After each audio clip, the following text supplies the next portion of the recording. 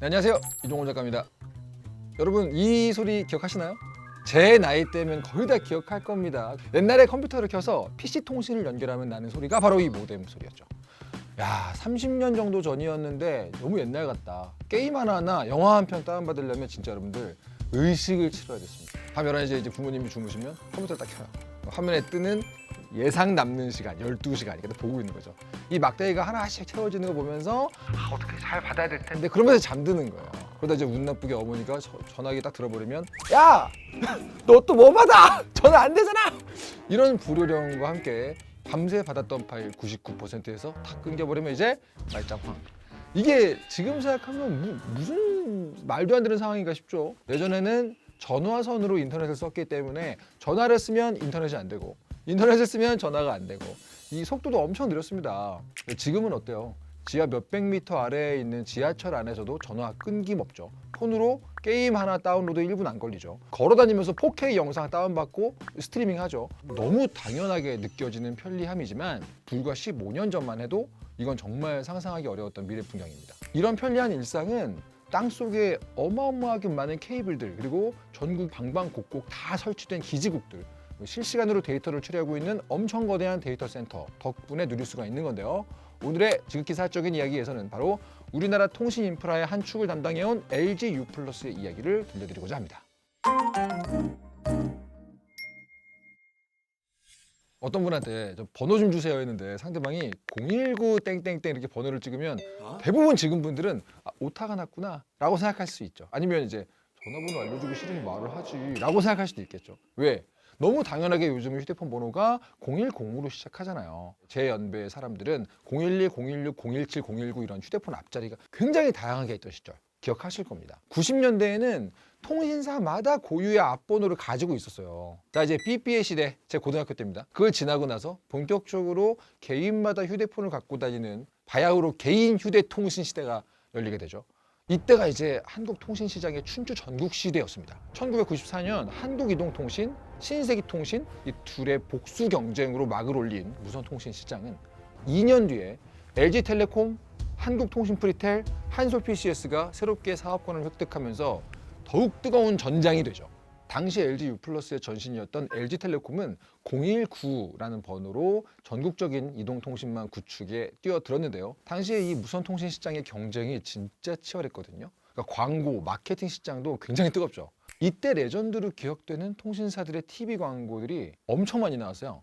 LG텔레콤 역시 019라는 번호랑 함께 가족의 사랑을 강조하는 감성적인 광고 굉장히 인기가 많았습니다. 이 사랑의 019 TV 광고는 1998년도에 무려 대한민국 광고대상을 받습니다. 그런데 이 밀레니엄을 앞둔 1999년 세기 말입니다.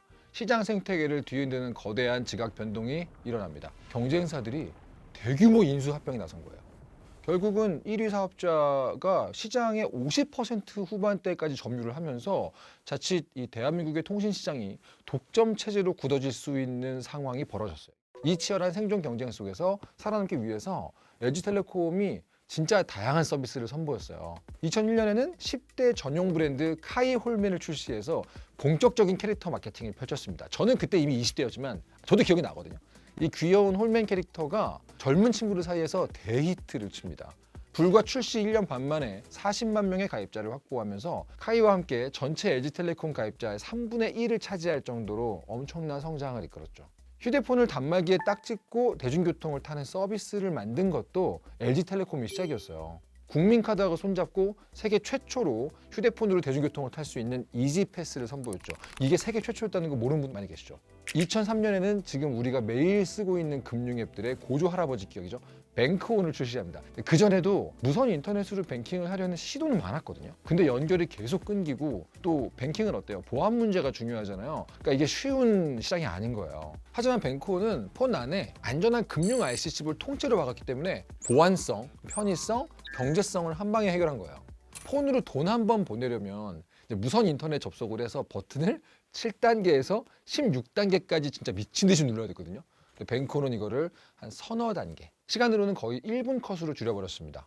그 결과 1년 만에 100만 명 이상의 가입자 유치에 성공하면서 LG텔레콤 가입자 600만 달성에 크게 기여합니다.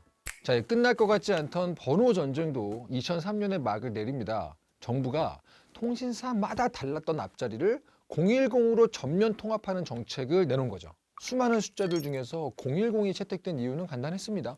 당시에 통신사들이 010을 제외하고 011, 016, 017, 018, 019 이걸 다 쓰고 있었기 때문에 010으로 그냥 한 번에 통합해버린 거죠. 사실 전화번호는 한정된 국가의 공공자원인데요. 정부는 010 하나만으로도 무려 1억 개의 번호를 만들 수가 있는데 굳이 다른 번호들을 남겨둬가지고 이 자원을 낭비할 필요가 없다고 판단을 한 거죠. 그렇게 번호 통합 정책은 본격적인 3G 이동통신망 서비스와 맞물려서 시행이 됩니다.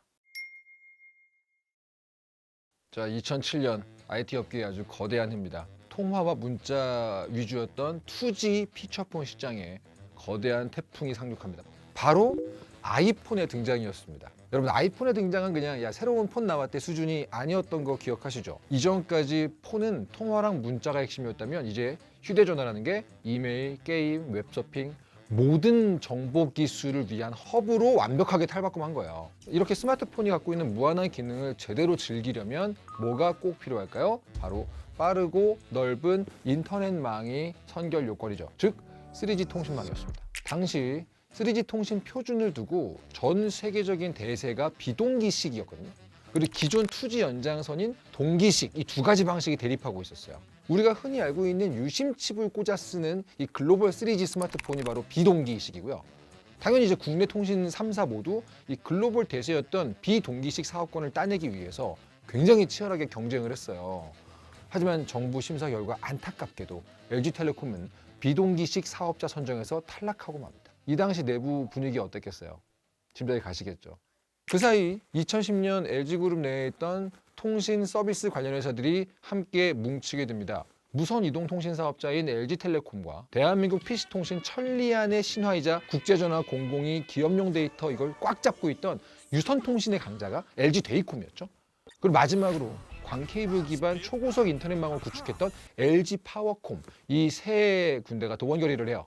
이 세 회사가 합쳐져서 2010년도에 LGU+라는 새로운 이름으로 유선 무선 인터넷 IPTV 이걸 모두 아우르는 종합통신사 체제가 완성이 됩니다.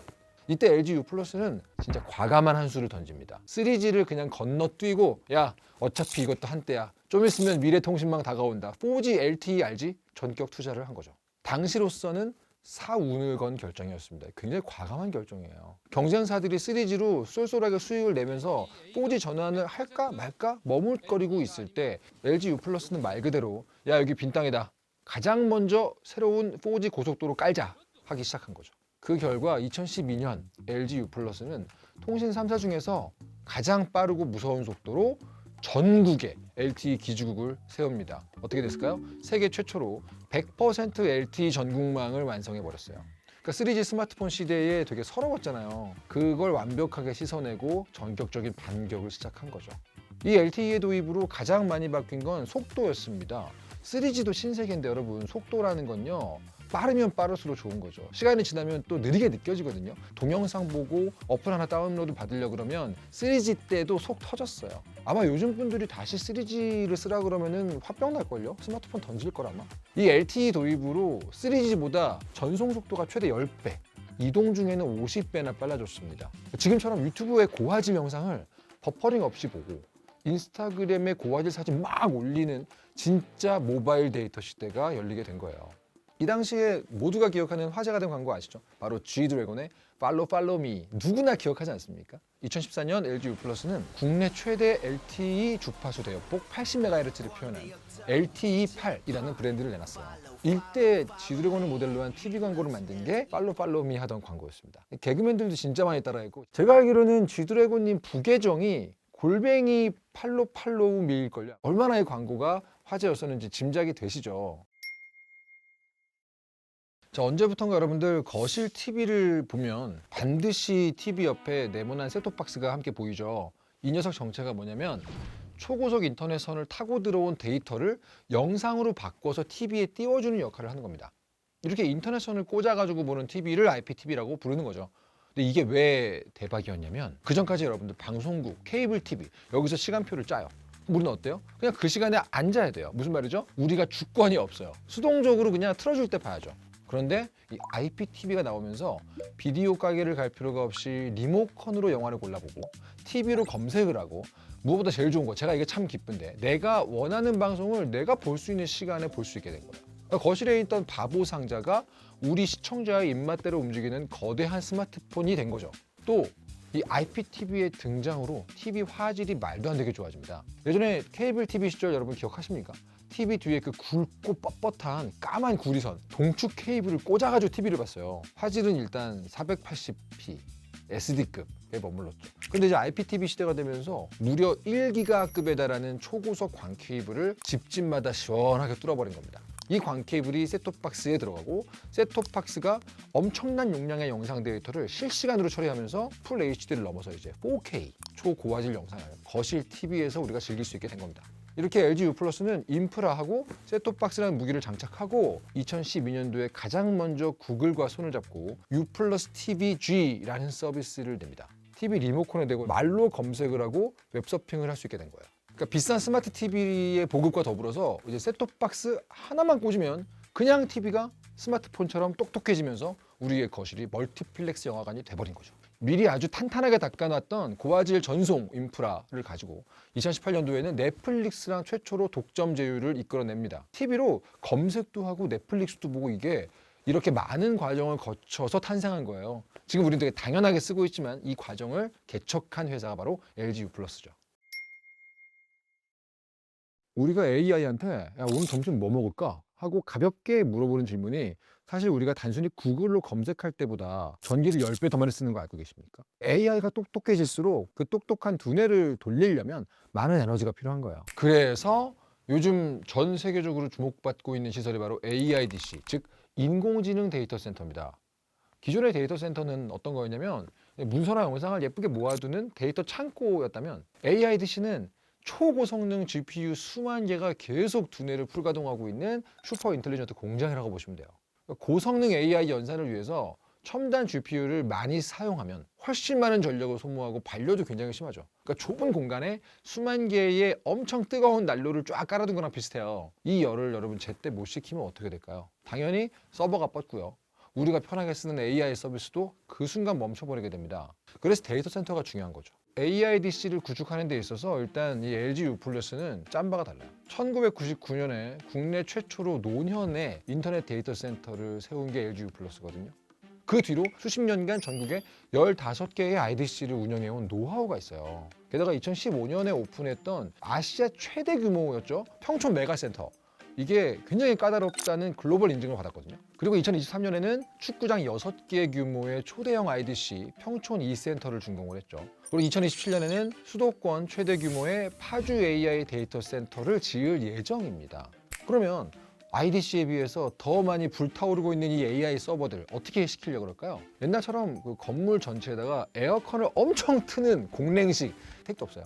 그래서 LG U+가 직접 팔을 걷어붙이고 나선 게 바로 차세대 냉각 기술입니다.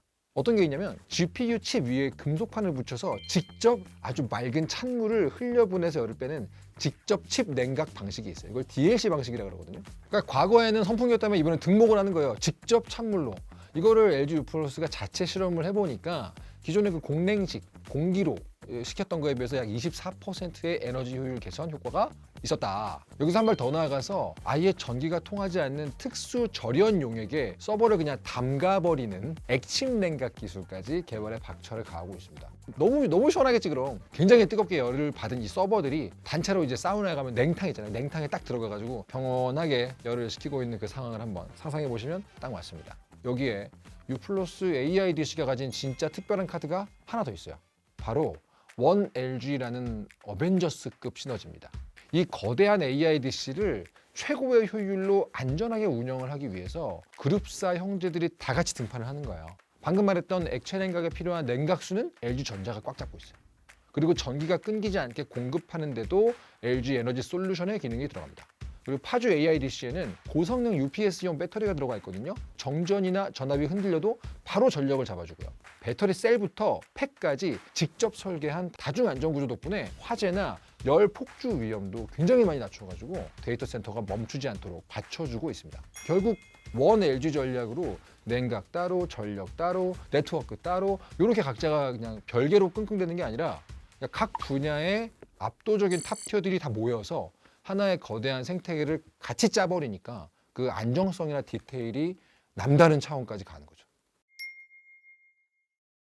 이제는 사실 이 스마트폰이 하나의 또 다른 신체 기관처럼 여겨지지 않습니까? 저는 사실 이 스마트폰이 영혼처럼 보여요. 그러니까 이거 잃어버리면 끝나는 거야. 이런 느낌? 내 모든 게 여기 들어가 있다는 느낌이잖아요. 이게 우리의 일상을 아주 빠르고 편리하게 만들어주는 이 배경에는 눈에 보이지 않는 진짜 많은 기술들과 노력들이 있었겠죠. 땅속의 광 케이블, 아파트 옥상의 안테나, 그리고 외곽에선 조용히 돌아가는 이 거대한 데이터 센터. 지금 이 순간에도 이것들이 세상을 굉장히 촘촘하게 연결하고 있지 않겠습니까? 모든 것이 AI로 통하게 될 미래에 LG U+가 또 어떤 새로운 변화를 만들어낼지 굉장히 기대가 되는데요. 지금까지 지극히 사적인 이야기였고요. 저는 이종범이었습니다. 다음에 또 만나요.